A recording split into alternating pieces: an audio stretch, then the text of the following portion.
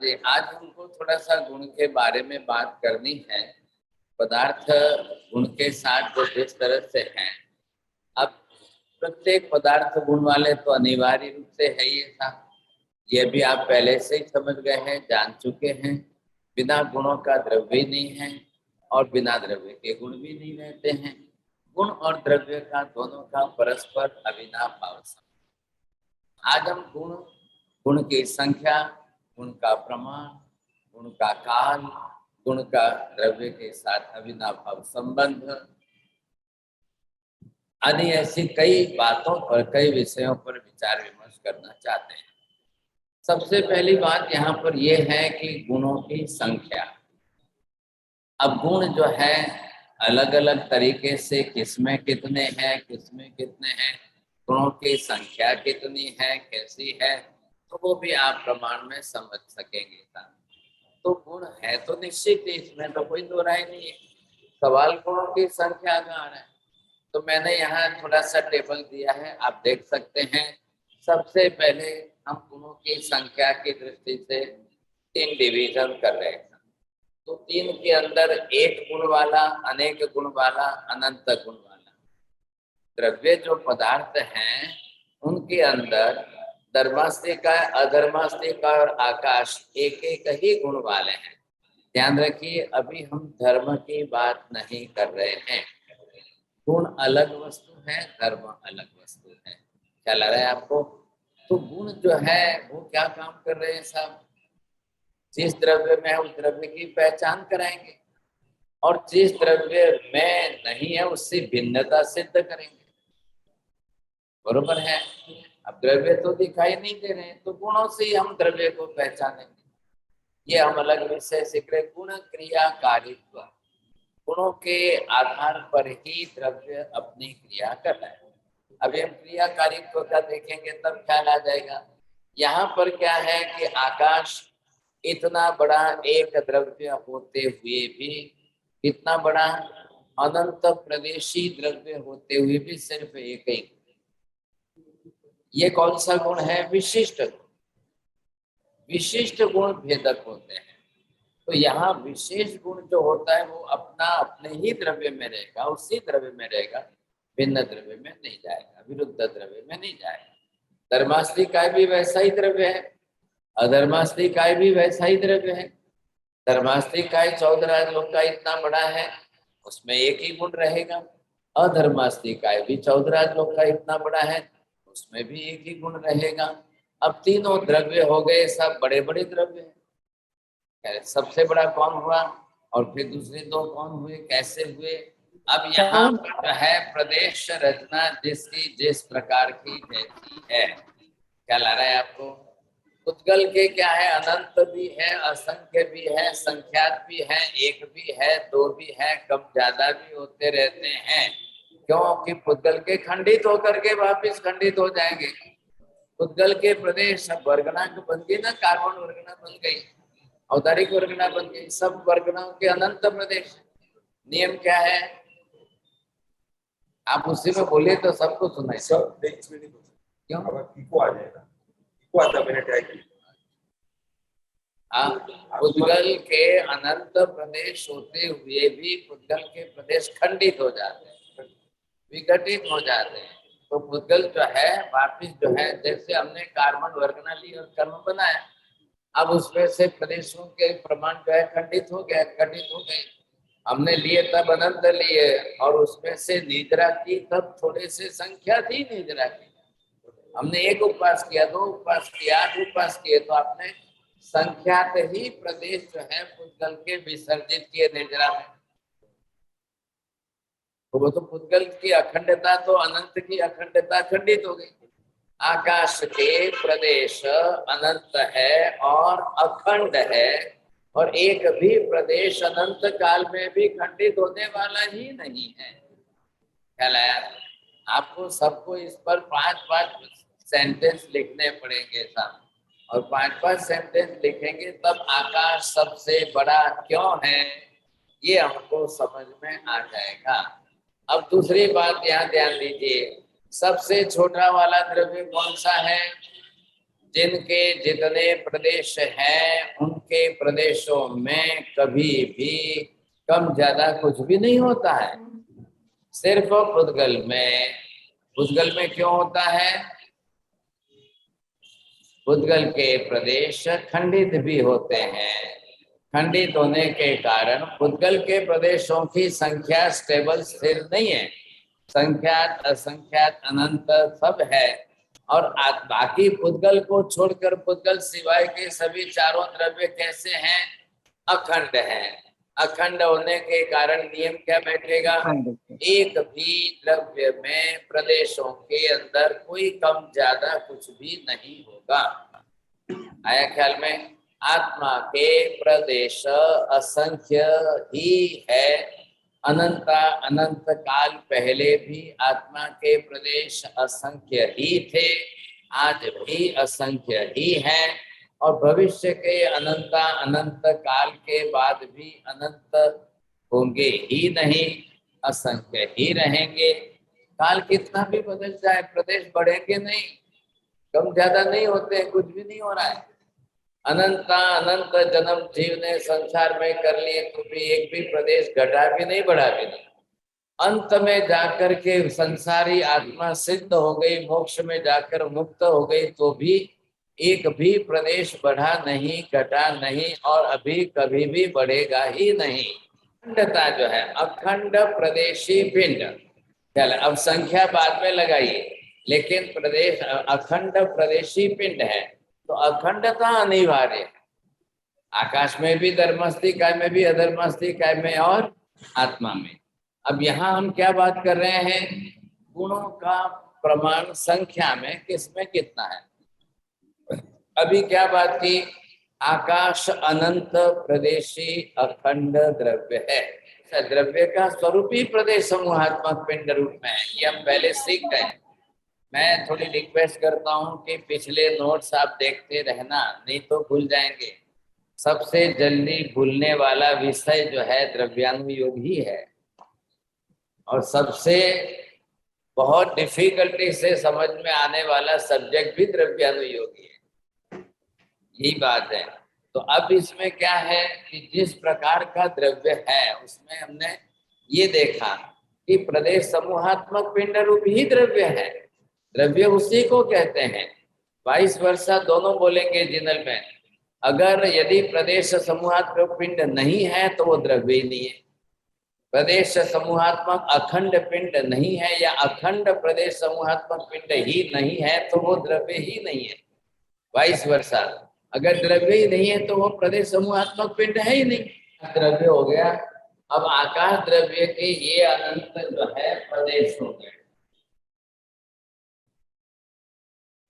अब इसके ये जो है प्रदेशों की रचना, तो ये प्रदेश जो है वो कितने हो गए संख्या में? तो ये प्रदेश हो गए अनंत। अब बात किसकी चल रही है? गुण की। देखिए आकाश धर्मास्तिकाय अधर्मास्तिकाय में भी है और बाहर भी, अंदर भी है बाहर भी है। मैंने पहले आपको एग्जांपल दिया था, एक बाल्टी पानी के अंदर एक गिलास डाल दिया तो गिलास के अंदर भी पानी है और गिलास के बाहर बाल्टी में भी पानी है। वैसे ही धर्मास्तिकाय है, अधर्मास्तिकाय, ये लोक धर्मास्तिकाय प्रमाण है। और ये क्या हुआ? आकाश है। तो आकाश के प्रदेशों की रचना अखंड है। तो आकाश का गुण जो है वो यहाँ पर अनंत प्रदेशों में है। ये प्रदेश यहाँ पर है, इसमें भी है, और ये प्रदेश यहाँ पर है, इसमें भी है। जितने आकाश के प्रदेश है इन सब के अंदर अवगाहना प्रदायक गुण है, सब में है। तो धर्मास्तिकाय के अंदर भी लोग रहते हैं, जीव भी रहते हैं, पुद्गल भी रहते हैं, परमाणु भी रहते हैं, और यहाँ आकाश बाहर भी है। गुण तो इसके अंदर भी वही है, तो यहाँ क्यों नहीं रहते हैं? असु भाई बोलेंगे आप?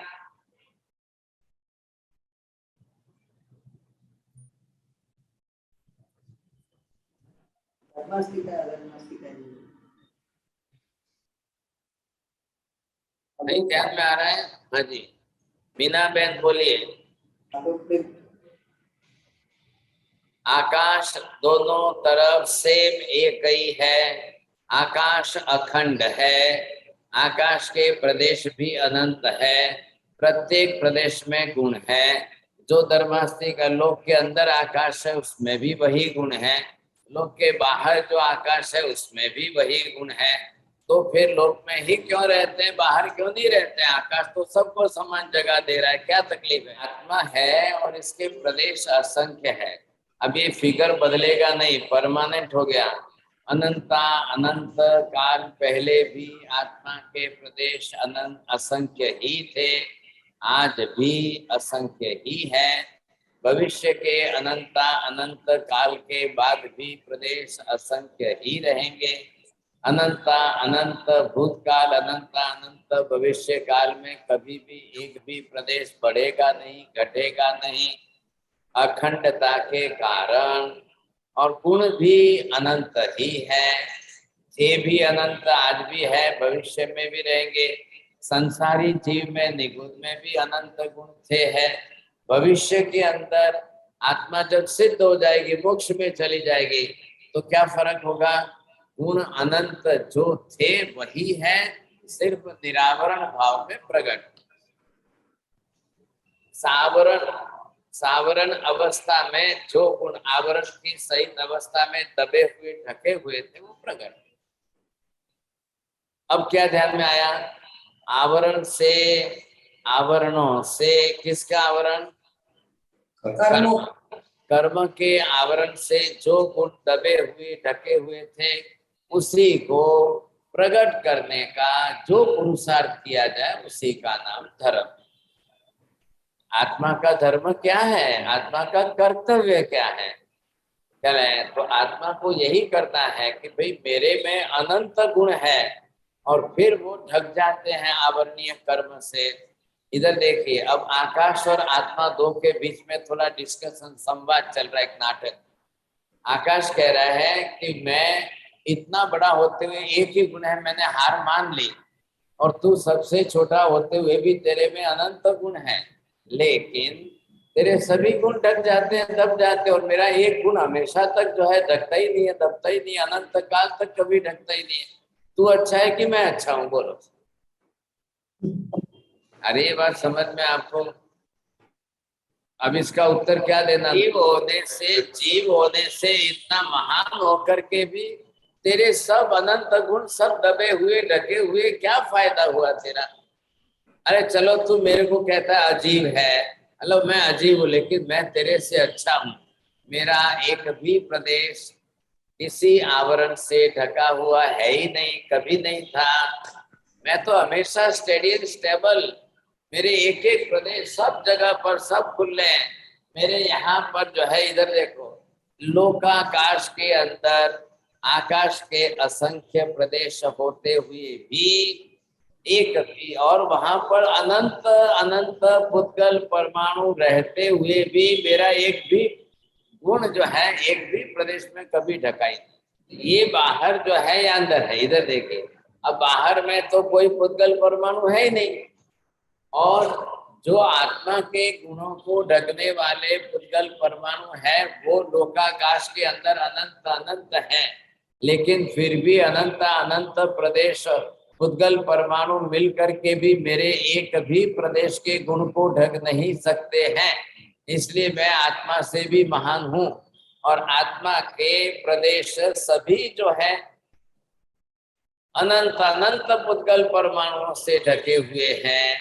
जो है अनंत प्रदेश नहीं है, गुण अनंत है, प्रदेश असंख्य ही है, और असंख्य प्रदेशों में तो अखंडता होने के कारण अनंत काल में कम ज्यादा तो होना ही नहीं है। क्यों नहीं होगा?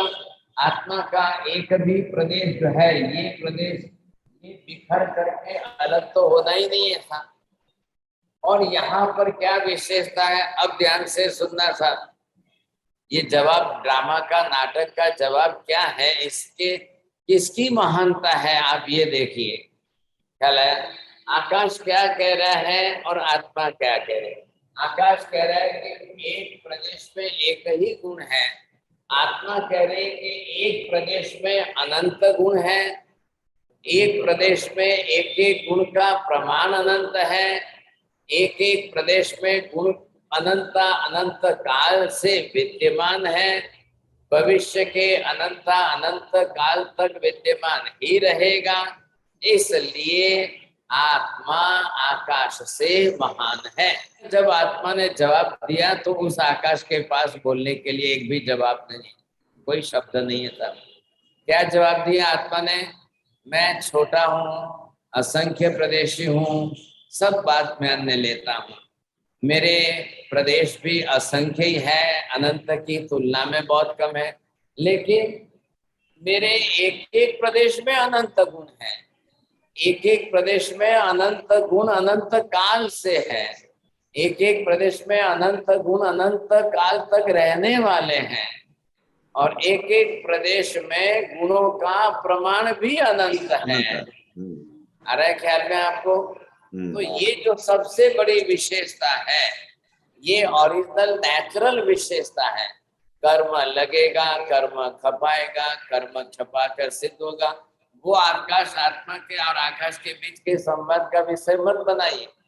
ओरिजिनलिटी जो है वो देखिए पहले। सब ये भी कह सकते हैं ना कि कर्म वे पे लगे हुए इतनी कोशिश करते हुए भी आज तक सक्सेसफुल नहीं गया, वे एक भी गुण नष्ट नहीं कर पाया।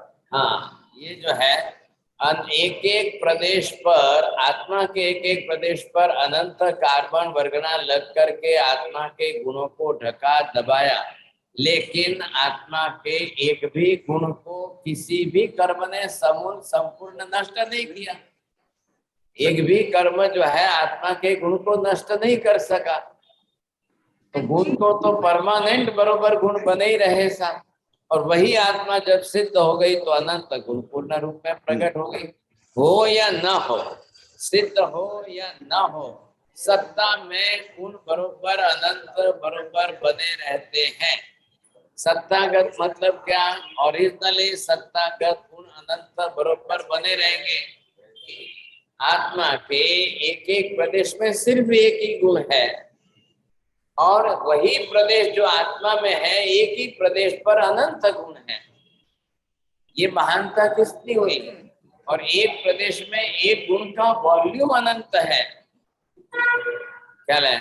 और एक प्रदेश में एक गुण का एग्जिस्टेंस अनादि अनंत काल से है और अनंत काल तक रहती है।